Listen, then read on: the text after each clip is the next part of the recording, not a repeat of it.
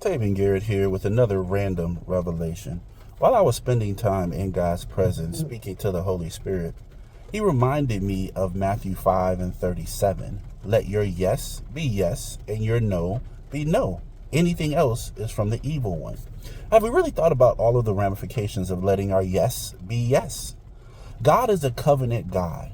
God has never broken a covenant He's ever entered in. Ever. A covenant is just an agreement between two parties. So anytime we say yes to something, we've entered into an agreement with something else or someone else. A covenant. God expects us to honor everything our yes encompasses.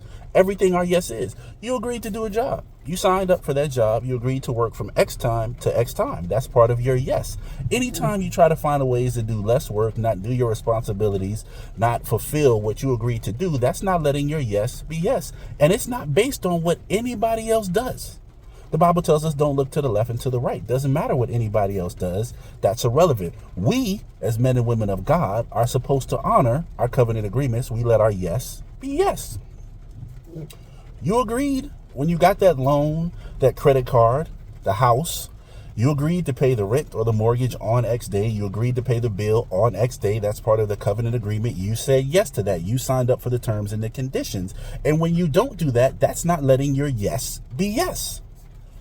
When you have enjoyed the ministry, that ministry has meetings. That ministry has duties that you have to fulfill. Now, if you're busy, you're at work, you can't physically attend the meeting, that's something different. But if you could attend the meeting and you just say, I'm tired, or I don't feel like it, or I don't want to, that's not letting your yes be yes. The Holy Spirit reminded me then in this same conversation that that's part of being faithful over a few things. There are people who want position, prominence, promotion in God, but they aren't faithful over a few things because their yes is not yes. They have a yes and. A yes but, a yes only if. They have a yes with conditions, but their yes should be a yes.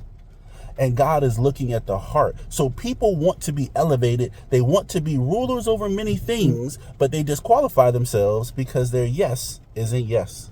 Even in the conversation later on, as I was reflecting more on it, the Holy Spirit checked me again. He checked me in the personal area. Your yes means yes.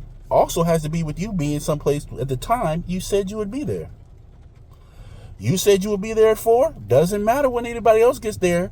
You said you would do something. Let your yes be yes. So if you're not going to be on time, you need to let whomever know that you're not going to be there at the time you said.